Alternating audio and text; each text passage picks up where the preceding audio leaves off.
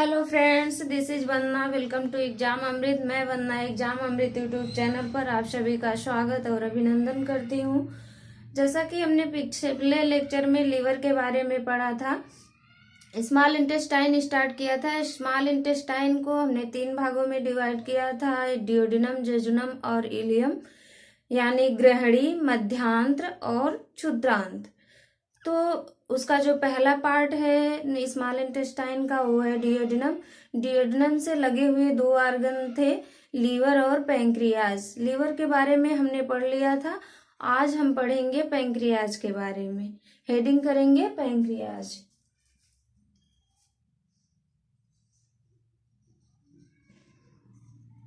Pancreas, इसको हिंदी में कहते हैं अग्नाशय। अग्नाशय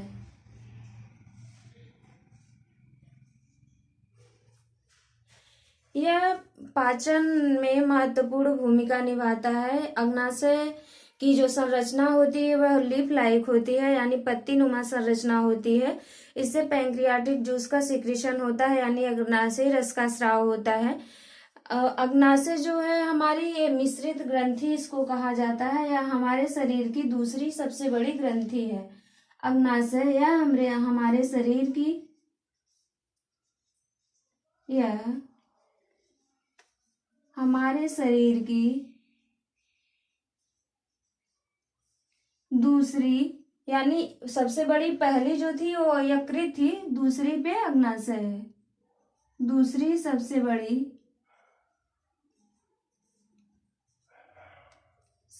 बड़ी ग्रंथि है। ग्रंथि है। इसे मिश्रित ग्रंथि के नाम से भी जाना जाता है। इसे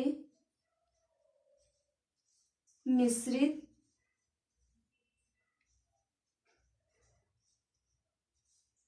ग्रंथि भी कहते हैं।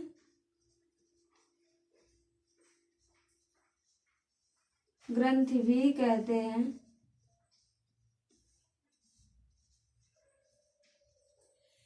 मिश्रित ग्रंथि इसको इसलिए कहते हैं क्योंकि इसमें जो हार्मोन्स और जूस दोनों का सिक्रीशन होता है। इसमें 2 प्रकार की ग्रंथियां पाई जाती हैं अग्नाशय के अंदर, एक्सोक्राइन और इंडोक्राइन।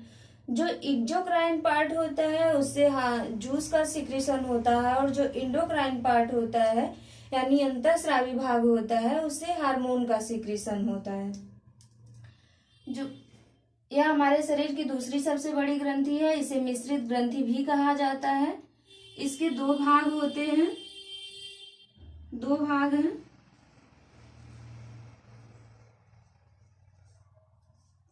पहला है एक्सोक्राइन यानी बहिस्रावी।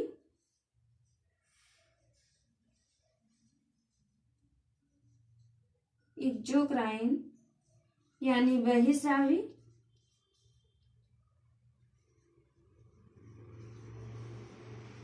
बहिस्रावी। दूसरा होता है इंडोक्राइन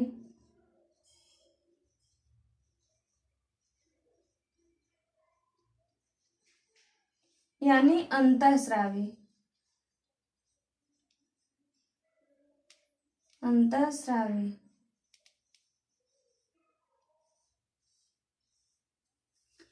जो एक्सोक्राइन पार्ट होता है उसको पैंक्रियाटिक एसिनी,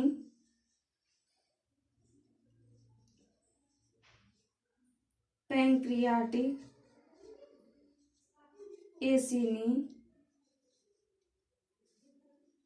या एसिनार सेल्स, इसको हिंदी में ही एसिनार ही लिखेंगे, एसिनार सेल्स,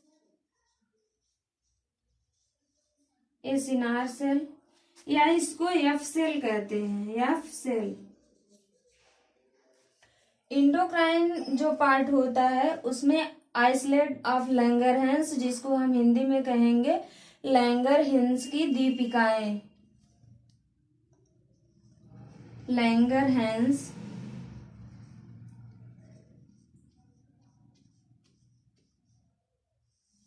लैंगरहैंस की दीपिकाएं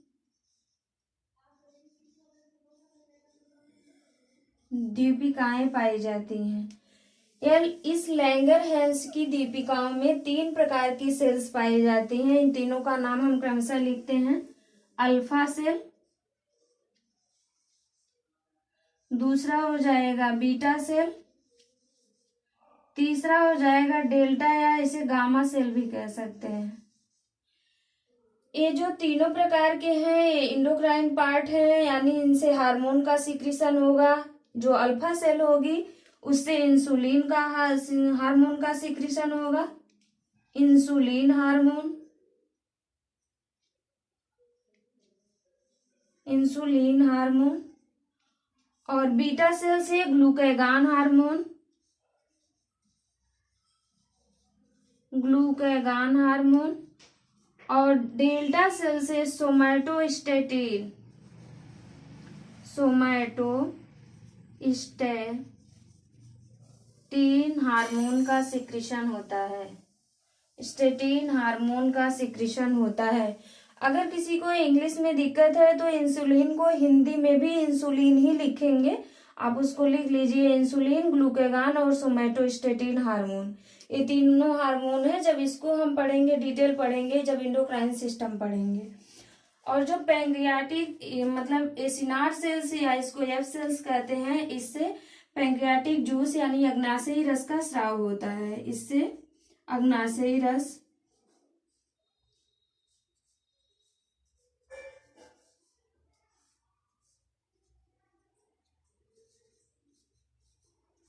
अग्नाशयी रस का सिक्रीशन या स्राव, आप हिंदी में स्राव लिख सकते हैं, इंग्लिश में सिक्रीशन, सिक्रीशन होता है। इस अग्नाशयी रस का पीएच मान, अग्नाशयी रस का पीएच मान 7.5 से 8.3 होता है। आप इसका स्क्रीनशॉट ले सकते हैं।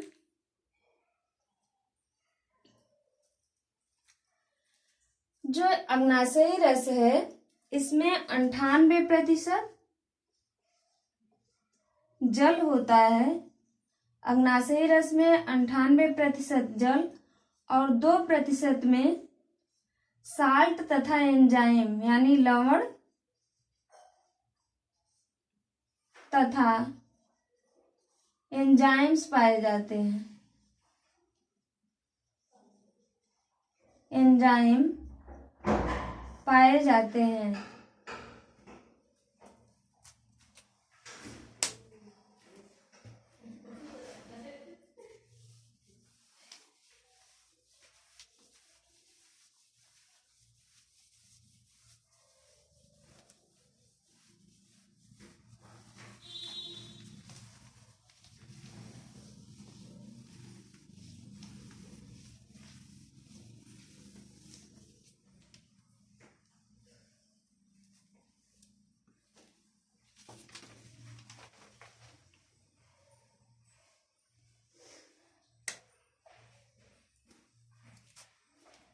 जो अग्नाशयी रस होता है यानी पैंक्रियाटिक जूस,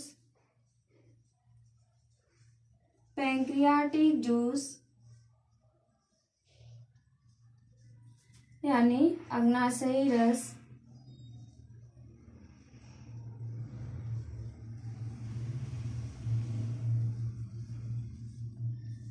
यह रंगहीन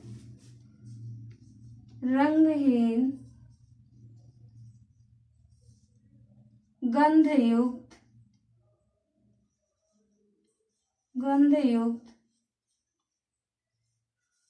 क्षार होता है, क्षार होता है।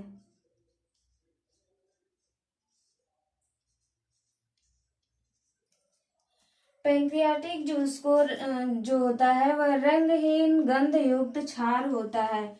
इसमें तीनों प्रकार के मुख्य पोषक भोज्य पदार्थ को पचाने के एंजाइम्स पाए जाते हैं, इसलिए पूर्ण पाचक रस कहा जाता है। यानी इसमें तीनों प्रकार के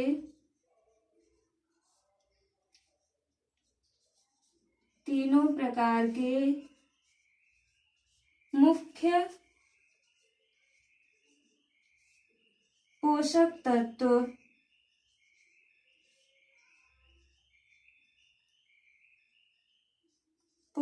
तत्व जिसको कार्बोहाइड्रेट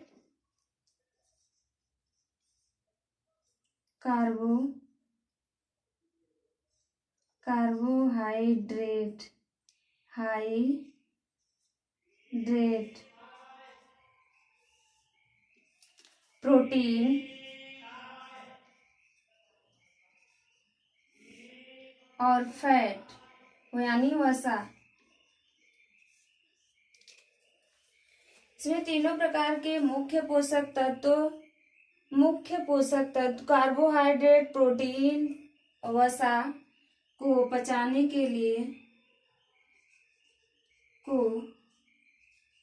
पचाने वाले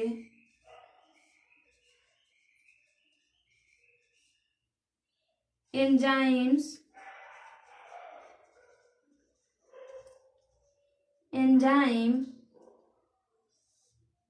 पाए जाते हैं।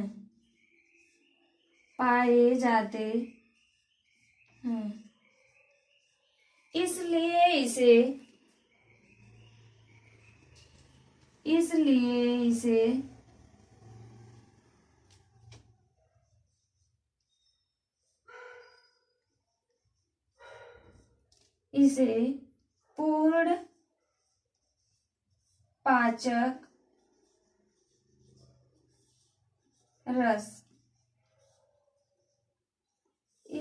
इसे पूर्ण पाचक रस कहा जाता है।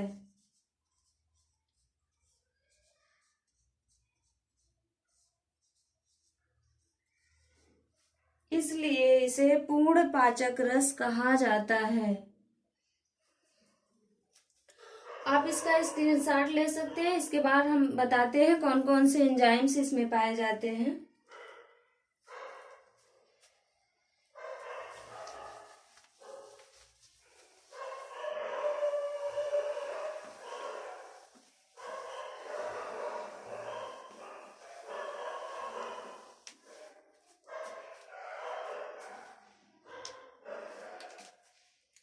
पहला हम देखते हैं protein digested enzyme.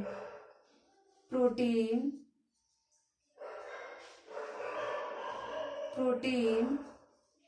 Digested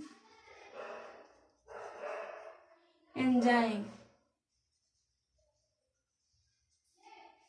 protein digested enzyme यानी प्रोटीन को पचाने वाले एंजाइम। इसमें ट्रिप्सिनोजन तथा कीमोट्रिप्सिनोजन एंजाइम पाए जाते हैं। ट्रिप्सिनोजन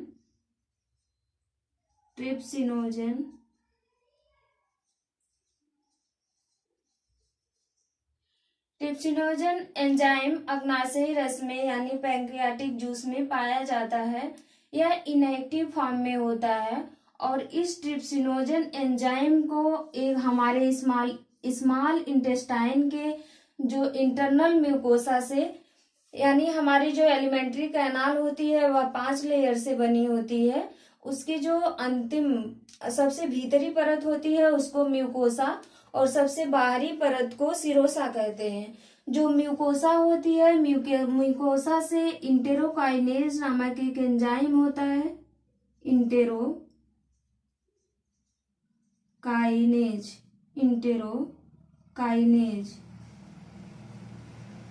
इंटेरोकाइनेज एंजाइम या ट्रिप्सिनोजन को ट्रिप्सिन में बदल देता है।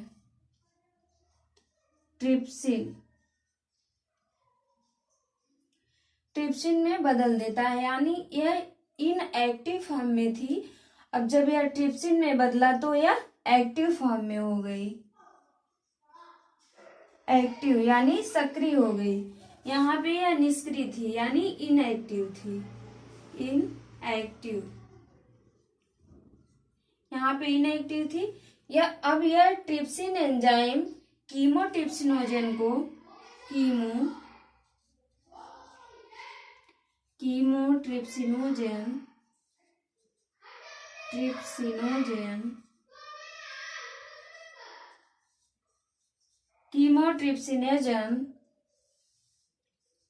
को ट्रिप्सिन एंजाइम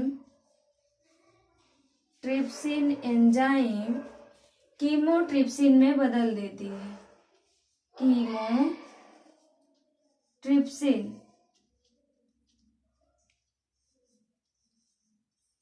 कीमोट्रिप्सिन में बदल देती है। यानी यह भी अभी यहाँ इनएक्टिव फॉर्म में थी और जब यह कीमोट्रिप्सिन में बदली तो यह एक्टिव फॉर्म में हो गई, एक्टिव। अब ये जो एंजाइम है प्रोटीन को पेप्टोन्स में तोड़ देती हैं। प्रोटीन ब्रेक डाउन हो जाता है पेप्टोन में, यानी ट्रिप्सिन या कीमोट्रिप्सिन एंजाइम प्रोटीन को पेप्टोन में तोड़ देती हैं, पेप्टोन्स में तोड़ देती हैं और इसके बाद इस पेप्टोन्स को अमाइनो एसिड में जब तक प्रोटीन अमाइनो एसिड में नहीं टूटेगा तब तक उसका पूर्ण पाचन नहीं होगा। जब प्रोटीन अमाइनो एसिड में टूट जाएगा यानी उसका पूर्ण पाचन हो जाएगा। तो प्रोटीन का जो आंशिक पाचन यानी कुछ पाचन अमाशय यानी हमारे स्टमक में हुआ था, उसके बाद जो प्रोटीन बच गई थी उसका पाचन हमारे स्मॉल इंटेस्टाइन में हो जाता है।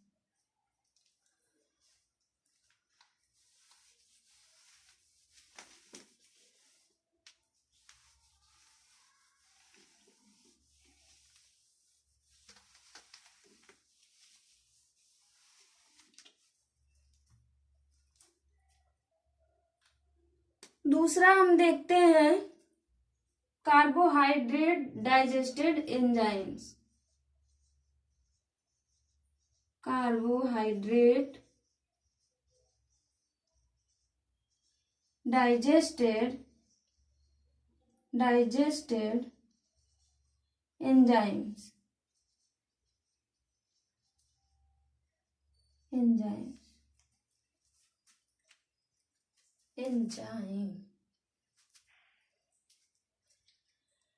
कार्बोहाइड्रेट यानी स्टार्च, यह गेहूं में पाया जाता है।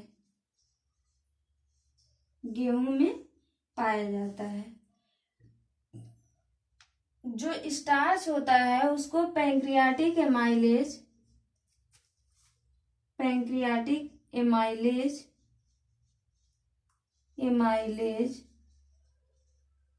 स्टार्च को माल्टोज में तोड़ देती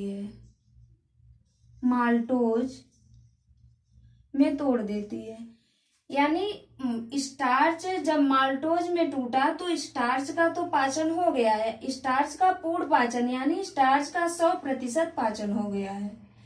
लेकिन अभी कार्बोहाइड्रेट का पूर्ण पाचन नहीं हुआ है। जब तक माल्टोज ग्लूकोज में नहीं बदल जाएगा तब तक उसका पूर्ण पाचन नहीं हो पाएगा।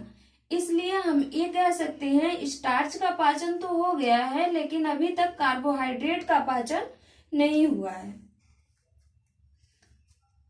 अब माल्टोज कैसे ग्लूकोज में टूटेगा इसको हम आगे बताएंगे। इसके बाद तीसरी जो है वह लिपिड डाइजेस्टेड एंजाइम है। लिपिड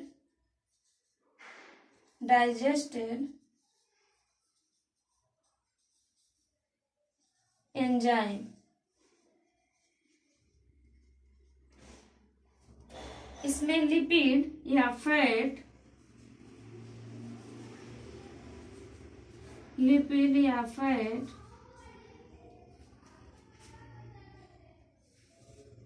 लाइपेज एंजाइम के द्वारा फैटी एसिड तथा ग्लिसरॉल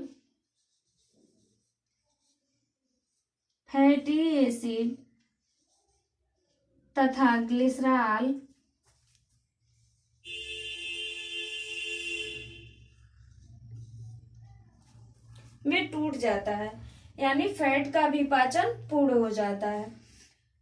जो फैट होता है बाइल जूस उसको छोटे छोटे टुकड़ों में तोड़ दिया रहता है जिसको हम मिसल्स कहते हैं, और उन लिपिड के छोटे छोटे टुकड़े को जो पैंक्रियाटिक लाइपेज होता है, यानी पैंक्रियाटिक जूस में जो लाइपेज नामक एंजाइम पाया जाता है, वह लिपिड को फैटी एसिड तथा ग्लिसरॉल में तोड़ देता है, जिससे लिपिड का पाचन भी पूर्ण हो जाता है।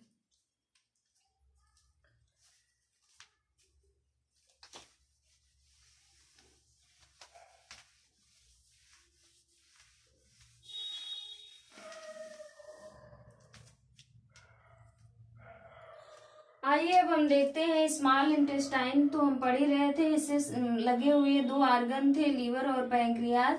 लीवर के बारे में हमने पहले से पढ़ लिया था, पैंक्रियाज भी पढ़ लिया। अब स्मॉल इंटेस्टाइन को देखते हैं। स्मॉल इंटेस्टाइन, इंटेस्टाइन यानी छोटी आंत, छोटी आंत।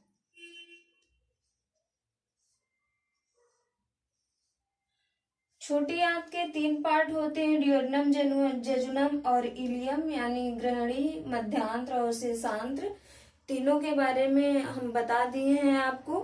और इसमें 2 प्रकार की, स्मॉल इंटेस्टाइन में 2 प्रकार की ग्लैंड पाई जाती हैं, जिनको हम कहेंगे ब्रूनर्स ग्लैंड,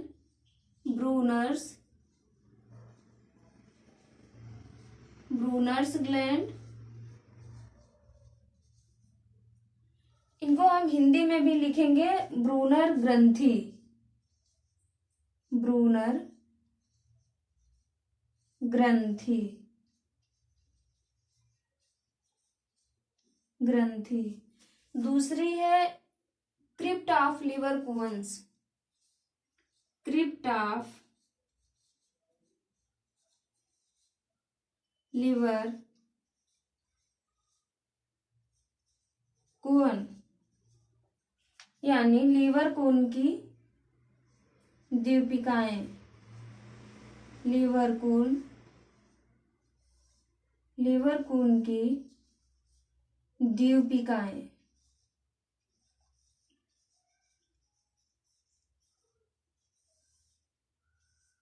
द्वीपिकाएं जो ब्रूनर्स ग्लैंड होती है, उससे म्यूकस तथा साल्ट, म्यूकस तथा साल्ट, हिंदी में इसको लिखेंगे लवण, म्यूकस को म्यूकस ही लिखेंगे, साल्ट का सिक्रीशन होता है। लेकिन जो क्रिप्ट ऑफ लिवर कुवन यानी लिवर कुन की दीपिकाएं होती हैं, उससे इंटेस्टाइनल जूस का सिक्रीशन होता है। इंटेस्टाइनल जूस को सक्कस इंटेरिकस भी कहते हैं, ऊपर कहीं उसको नोट कर लीजिएगा। इंटेस्टाइनल जूस को सक्कस इंटेरिकस भी कहते हैं, सक्कस इंटेरिकस, इंटेरिकस भी कहते हैं। इसको नोट कर सकते हैं आप कहीं भी इसको। इसमें क्रिप्ट ऑफ लिवर कून में 3 प्रकार की एंजाइम का सिक्रीशन करती है। जो स्मॉल इंटेस्टाइन में क्रिप्ट ऑफ लिवर कून पाई जाती हैं, यानी लिवर कून की दीपिकाएं पाई जाती हैं, इनसे 3 प्रकार की एंजाइम का स्राव होता है। जो पहला माल्टोज, माल्टेज एंजाइम में हमेशा एज लगा रहेगा, माल्टेज, सुक्रेज और गलैक्टेज, माल्टेज, सुक्रेज और लैक्टेज, लैक्टेज। अब इसका स्क्रीनशॉट ले लीजिए, तब फिर हम आगे बताते हैं।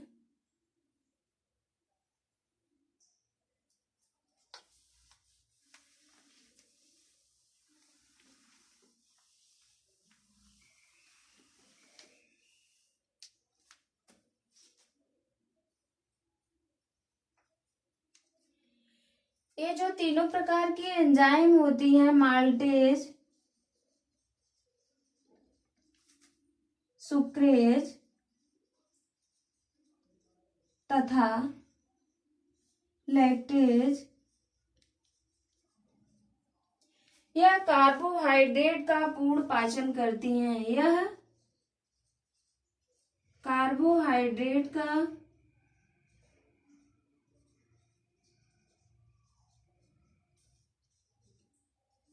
कार्बोहाइड्रेट का पूर्ण पाचन करती हैं। कार्बोहाइड्रेट का पूर्ण पाचन करती हैं। पूर्ण पाचन करती हैं। यानी उसको पैंक्रियाटिक जूस के द्वारा जो स्टार्च को माल्टेज में बदला गया था, अब यह कार्बोहाइड्रेट में जो माल्टोज में बदला गया था, तो माल्टोज को माल्टेज एंजाइम के द्वारा उसको ग्लूकोज प्लस ग्लूकोज में तोड़ दिया जाएगा। यानी जो हमारा अग्नाशयी रस था, अग्नाशयी रस के द्वारा स्टार्च को माल्टोज में बदला गया और इंटेस्टाइनल जूस यानी आंत्रीय रस, इसको हमने ये नहीं लिखा, इससे जो एंजाइम्स का सिक्रीशन नहीं बल्कि इसको हम कहते हैं आंत्रीय रस। आंत्रीय रस में यह तीनों प्रकार के एंजाइम पाई जाती हैं। छोटी आंत से आंत्रीय रस का सिक्रीशन होता है। आप इसको नोट कर लीजिए कहीं, आंत्रीय रस। इंग्लिश में जो लिखना चाहे वो लिख सकता है इंटेस्टाइनल जूस। इस आंतरिक रस में तीनों प्रकार की एंजाइम पाई जाती हैं। जो पैंक्रियाटिक जूस है, पैंक्रियाटिक जूस के द्वारा स्टार्च को माल्टोज में तोड़ा गया था और अब उस माल्टोज को आंतरिक रस द्वारा ग्लूकोज प्लस ग्लूकोज में तोड़ दिया जाएगा। यानी अग्नाशयी रस पॉलीसेकेराइड को डाइसेकेराइड में तोड़ता है और जो आंतरिक रस होता है डाइसेकेराइड को मोनोसेकेराइड में तोड़ देता है, जिससे उसका पूर्ण पाचन हो जाता है।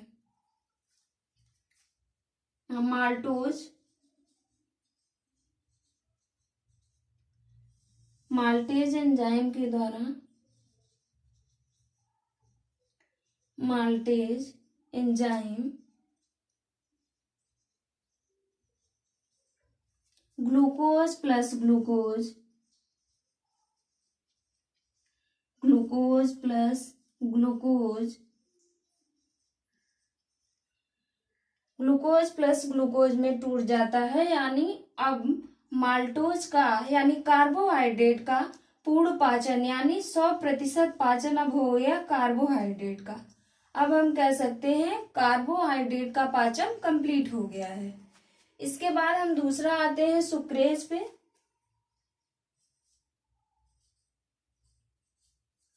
सुक्रेज, सुक्रोज, सुक्रोज को सुक्रेज एंजाइम,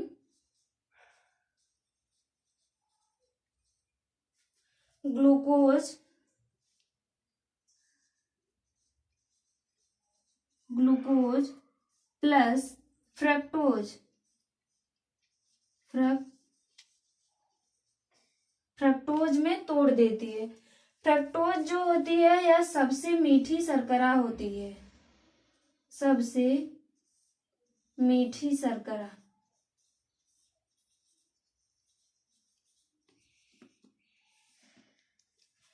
फ्रक्टोज को फ्रूट शुगर भी कहा जाता है,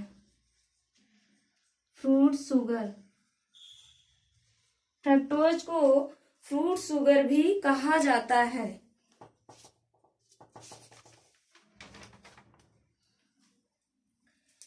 इसके बाद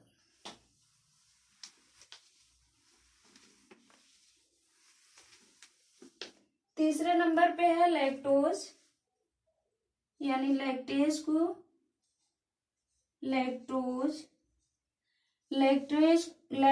को लैक्टेज एंजाइम के द्वारा, यानी यह मिल्क शुगर है, मिल्क शुगर,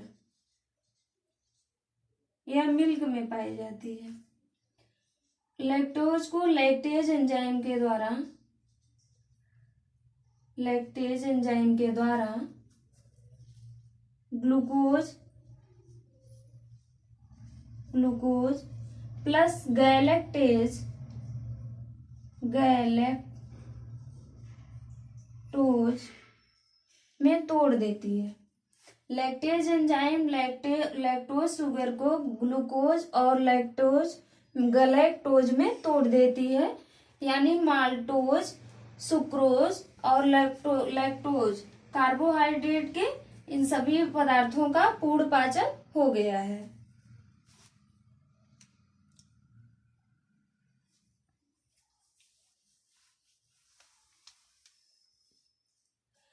ग्लूकोज को हम एनर्जी मालिक्यूल कहते हैं, क्योंकि ग्लूकोज जो होता है जब कार्बोहाइड्रेट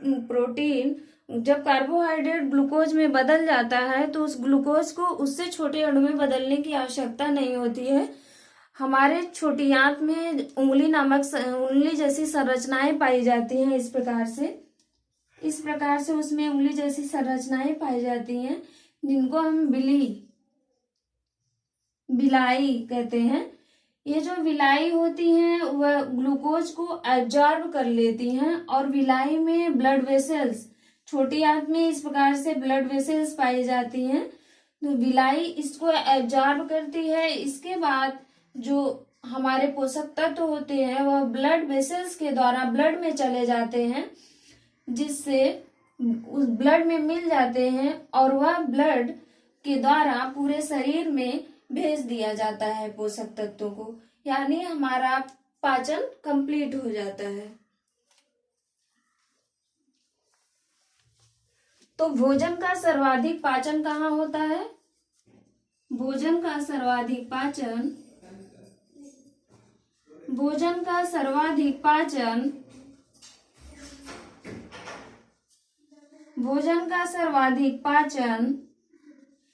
स्मॉल इंटेस्टाइन यानी छोटी आंत के डियोडिनम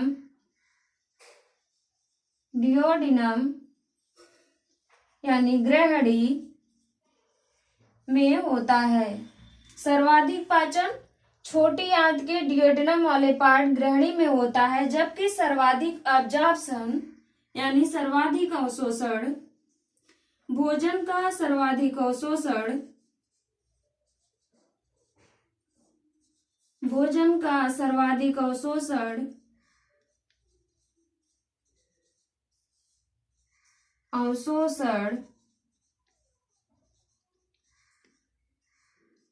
क्षुद्रांत यानी इलियम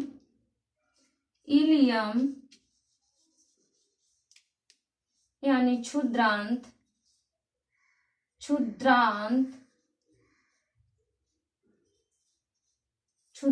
में होता है।